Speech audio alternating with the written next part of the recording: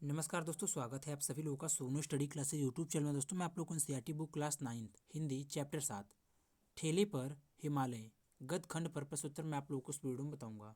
प्रश्न नंबर 1, निम्नांकित गद्यांशों में रेखांकित अंशों की संदर्भ सहित व्याख्या और तथ्यपरक प्रश्नों के उत्तर दीजिए। नंबर 1, ठेले पर बर्फ की सीलें लादे हुए बर्फ वाला आया। ठंडे चिकने चमकते बर्फ से भाप उड़ रही थी। मेरे मित्र का जन्म स्थान अल्मोड़ा है। वह क्षण भर उस बर्फ को देखते रहें, उड़ती हुई भाप में खोए रहें और खोए खोए से ही बोलें, यही बर्फ तो हिमालय की शोभा है। और तत्काल शीर्षक मेरे मन में क्रोध गया। ठेले पर हिमालय पर आपको इसलिए बता रहा हूँ कि अगर आप नए कवि हो तो भाई इसे ले जाएं और इस शीर्षक पर 200-300 पंक्तियां बेडोल वेतुकी लिख डालें। शीर्षक मौजू हैं। और अगर नई कविता से नाराज हो, सुललित गीतकार हो तो भी गुंजाइश है। इस बर्फ को डांटे, उतर जाओ। ऊंचे शिखर पर बंदरों की तरह क्यों चढ़े बैठे हो? यो ओ नए कवियों ठेले पर लादो, पान की दुकान पर बिकू। प्रश्न नंबर 1, उपयुक्त गद्यांश का संदर्भ लिखिए। प्रश्न नंबर 2, रेखांकित अंश की व्याख्या कीजिए। प्रश्न नंबर 3, हिमालय की शोभा क्या है? उत्तर। संदर्भ प्रस्तुत गद्यावरण हमारी पाठ्य पुस्तक हिंदी गद्य के ठेले पर हिमालय नामक पाठ से उदित है। इसके लेखक डॉक्टर धर्मवीर भारती जी हैं। प्रस्तुत अवतरण में लेखक ने बर्फ का वर्णन किया है। नंबर 2, रेखांकित अंशों की व्याख्या। ठेले पर लदे हुए बर्फ को देखकर लेखक कहता है कि एक मेरा मित्र है जिसका जन्म स्थान अल्मोड़ा है। वह पल भर उसे बर्फ को एकटक देखते रहें। बर्फ से उड़ती हुई भाप को देखकर वह बोले कि यही बर्फ तो हिमालय की शोभा है। मेरे मन में तुरंत यह शीर्षक प्रवेश कर आया, ठेले पर हिमालय। मैं आपको इसलिए बताना उचित समझता हूँ कि यदि आप एक नए कवि हो तो आप इसे ले जाएं और इस पर 200-300 पंक्तियों में रचना कर दीजिए। यह शीर्षक बहुत ही रुचिकर है। यदि आपकी नई कविता में रुचि नहीं है पर सुललित कवि हैं तो झटपट लगावें कि नीचे उतर जाइए। ऊंचे शिखर पर बंदरों की भांति क्यों बैठे हो? ठेले पर चढ़ो और चाय पान आदि की दुकानों पर बिको। प्रश्न नंबर 3, हिमालय की शोभा बर्फ है। प्रश्न नंबर 2, सच तो यह है कि सिर्फ बर्फ को बहुत निकट से देख पाने के लिए ही हम लोग कौसानी गए थे। नैनीताल से रानीखेत और रानीखेत से मझकाली के भयानक मोड़ों को पार करते हुए कोसी से एक सड़क अल्मोड़ा चली जाती है। दूसरी कोसानी कितना कष्टप्रद, कितना सुखी और कितना कुरूप है। वह रास्ता पानी का कहीं नाम निशान नहीं। सूखे भूरे पहाड़, हरियाली का नाम नहीं। ढालों को काटकर बनाए हुए टेढ़े मेढ़े खेत जो थोड़े से हो तो शायद अच्छे भी लगे पर उनको एक रस सिला बिल्कुल शैतान की आंत मालूम पड़ता है। प्रश्न नंबर 1, उपयुक्त गद्यांश का संदर्भ लिखिए। क्वेश्चन नंबर 2, रेखांकित अंश की व्याख्या कीजिए। क्वेश्चन नंबर 3, बर्फ को पास से देखने के लिए लेखक कहाँ गया? उत्तर। क्वेश्चन नंबर 1, संदर्भ प्रस्तुत गद्यावरण हमारी पाठ्य पुस्तक हिंदी गद्य में धर्मवीर भारती द्वारा लिखित ठेले पर हिमालय से लिया गया है। लेखक बर्फ को निकट से देखने के लिए कोनानी जाता है। वह रास्ते में पड़े मुख्य दृश्यों का वर्णन करता है। क्वेश्चन नंबर 2, रेखांकित अंशों की व्याख्या। लेखक बताता है कि कौसानी जाने के लिए नैनीताल से रानीखेत जाना पड़ता है और रानीखेत से मझकाली के दुर्गम मोड़ों को पार करते हुए एक रास्ता कोसी जाता है। कोसी से एक सड़क अल्मोड़ा को जाती है और दूसरी सड़क कोसानी को जाती है। यह मार्ग अत्यंत कष्टप्रद और दुर्गम है। मार्ग में पानी कहीं नहीं दिखाई पड़ता है। सूखे सूखे पहाड़ दिखाई पड़ते हैं। हरे भरे दृश्य देखने को मन तरस जाता है। ढालों को काटकर टेढ़े मेढ़े खेत तैयार किए जाते हैं जो देखने में अच्छे नहीं लगते हैं। क्वेश्चन नंबर 3, बर्फ को पास से देखने के लिए लेखक कोसानी गया। प्रश्न नंबर 3, कोसानी के अड्डे पर जाकर बस रुकी। छोटा सा बिल्कुल उजड़ा सा गांव। बर्फ का तो कहीं नाम निशान नहीं। बिल्कुल ठगे गए हम लोग। कितना खिन्न था मैं।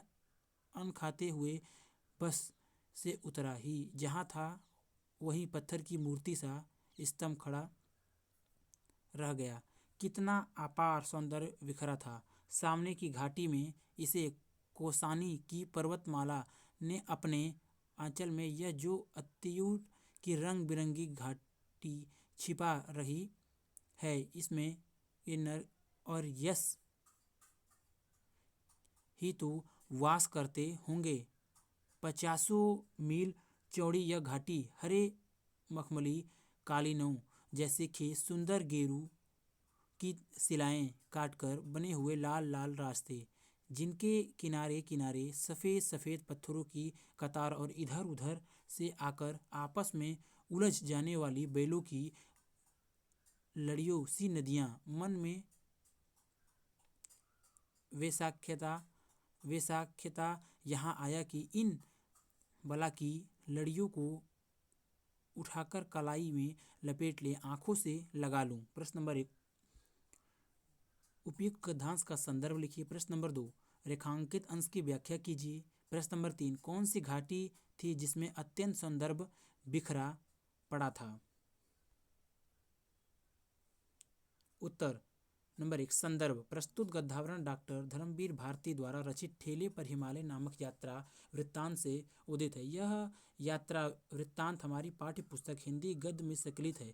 यहाँ नैनीताल से कोसानी तक की यात्रा का वर्णन अत्यंत रोचक ढंग से किया गया है तथा कोसानी की पर्वत श्रृंखला के आसपास के सौंदर्य की झांकी प्रस्तुत की गई है।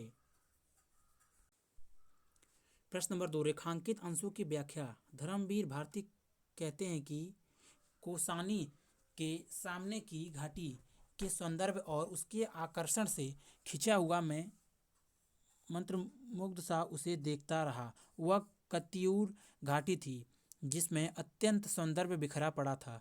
जिस प्रकार कोई सुंदरी अपने सौंदर्य को अपने आंचल में छिपाकर रखती है, उसी प्रकार कोसानी की इस पर्वत श्रृंखला ने कत्यूर घाटी के सौंदर्य को छिपा रखा था। कत्यूर घाटी के संदर्भ में जो आकर्षण है, उससे आकर्षित होकर निश्चित ही प्रेम, सौंदर्य तथा संगीत के उपासक यश और किन्नर यहाँ आते रहते होंगे। तात्पर्य यह है कि इस कत्यूर घाटी के सौंदर्य से आकर्षित होकर देवता भी यहाँ आने के लिए उत्सुक रहे होंगे। यह घाटी लगभग 50 मील चौड़ी है। इस घाटी में हरे भरे खेत भी हैं जो हरी मखमली चादर के समान प्रतीत होते हैं। यहाँ गेरू की लाल लाल शिलाएं काटकर रास्ते बनाए गए हैं जो लाल रंग के हैं और अत्यंत आकर्षक लगते हैं। इन लाल लाल रास्तों के किनारे सफ़ेद पर्वत खड़े हैं जो ऐसे लगते हैं मानो सफ़ेद रंग की कोई रेखा खींचे दी गई हो। उलझी हुई वेलों की लड़ियों की समान नदियाँ वहाँ गती हुई प्रतीत होती हैं। इन संदर्भ ने मेरी मन मोह लिया और सहसा मेरे मन में यह विचार आया कि इन वेलों की लड़ियों को उखाड़कर अपनी कलाई में लपेटकर आंखों से लगा लूँगा। क्वेश्चन नंबर 3, कत्यूर घाटी में अत्यंत सौंदर्य बिखरा पड़ा था। प्रश्न नंबर 4, हिमालय की शीतलता माथे को छू रही है और सारे संघर्ष, सारे अत्यंत, सारे ताप जैसे नष्ट हो रहे हैं, क्योंकि पुराने साधकों ने दैहिक, दैविक और भौतिक कष्टों को ताप कहा था और उसे नष्ट करने के लिए वे क्यों हिमालय जाते थे, यह पहली बार मेरी समझ में आ रहा था। और अकस्मात एक दूसरा तथ्य मेरे मन में क्षितिज पर उदित हुआ। कितनी कितनी पुरानी है यह हिमराशि, जाने किस आदिम काल से यह स्वास्थ्य सावत अविनाशी हिम इन शिखरों पर जमा हुआ? कुछ विदेशियों ने इसलिए इस हिमालय की बर्फ को कहा है चिरंतन हिम। प्रश्न नंबर 1, उपयुक्त गद्यांश का संदर्भ लिखिए। क्वेश्चन नंबर 2, रेखांकित अंश की व्याख्या कीजिए। क्वेश्चन नंबर 3, कुछ विदेशियों ने हिमालय की बर्फ को चिरंतन हिम क्यों कहा है? उत्तर। क्वेश्चन नंबर संदर्भ, प्रस्तुत गद्यांश हमारी पाठ्य पुस्तक हिंदी गद्य में धर्मवीर भारती द्वारा रचित ठेले पर हिमालय नामक पाठ से लिया गया है। इन पंक्तियों में लेखक ने यह बताने का प्रयास किया है कि प्राचीन काल में साधकों के हिमालय पर जाने का क्या प्रयोजन था। क्वेश्चन नंबर 2, रेखांकित अंशों की व्याख्या। लेखक स्पष्ट करता है कि पुराने साधकों ने दैहिक, जैविक और भौतिक कष्टों को ताप की संज्ञा दी थी और वे इस कष्ट से मुक्त होने के लिए हिमालय जाते थे। यह बात मेरी समझ में आई। हिमालय तापे का नाशक और शीतलता का सूचक है। एकाएक मेरे मन में यह विचार आया कि यह हिम राशि कितनी पुरानी है, न जाने किस काल से यह उत्तुंग शिखरों पर जमा हुआ है। इसलिए विदेशियों ने हिमालय की बर्फ को चिरंतन हिम की संज्ञा प्रदान की है। क्वेश्चन नंबर 3, न जाने किस आदिम काल से यह शाश्वत अविनाशी हिम इन शिखरों पर जमा हुआ। कुछ विदेशियों ने इसी पर हिमालय की बर्फ को चिरंतन हिम भी कहा है। प्रश्न नंबर 5, सूरज डूबने लगा और धीरे धीरे ग्लेशियरों में पिघली कीसर बहने लगी। बर्फ कमल के लाल फूलों में बदलने लगी। घाटियां गहरी नीली हो गई। अंधेरा होने लगा तो हम उठे और मुंह हाथ धोने और चाय पीने में लगे, पर सब चुपचाप देखे, गुमसुम, जैसे सबका कुछ छिन गया हो, या शायद सबको कुछ ऐसा मिल गया हो जिसे अंदर ही अंदर सहेजने में सब आत्मलीन हो, अपने में डूब गए हों। प्रश्न नंबर 1, उपयुक्त गद्यांश का संदर्भ लिखिए। क्वेश्चन नंबर 2, रेखांकित अंश की व्याख्या कीजिए। क्वेश्चन नंबर 3, किस समय बर्फ कमल के लाल फूलों में बदलने की प्रतीत होने लगी। नंबर 1, संदर्भ, प्रस्तुत गद्यांश हमारी पाठ्य पुस्तक हिंदी गद्य में धर्मवीर भारती द्वारा रचित ठेले पर हिमालय नामक पाठ से लिया गया है। प्रस्तुत अवतरण में लेखक ने कौसानी की सायंकालीन वेला का चित्रण किया है।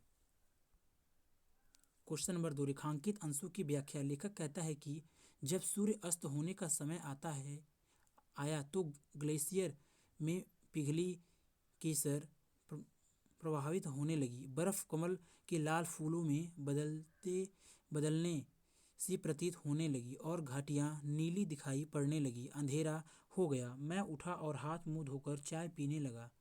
उस समय का वातावरण बिल्कुल शांत था। ऐसा प्रतीत हो गया था जैसे सबका सर्वस्व छिन गया हो या सभी को सब कुछ मिल गया हो, और ऐसा लग रहा था जैसे सभी अंदर अंदर सजोने में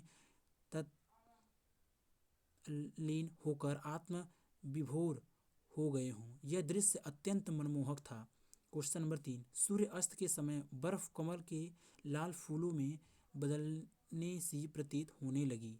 अगर वीडियो अच्छी लगी तो वीडियो को लाइक करें, शेयर करें, कमेंट करें और नेक्स्ट वीडियो के लिए चैनल को सब्सक्राइब जरूर करें। Thank you for watching.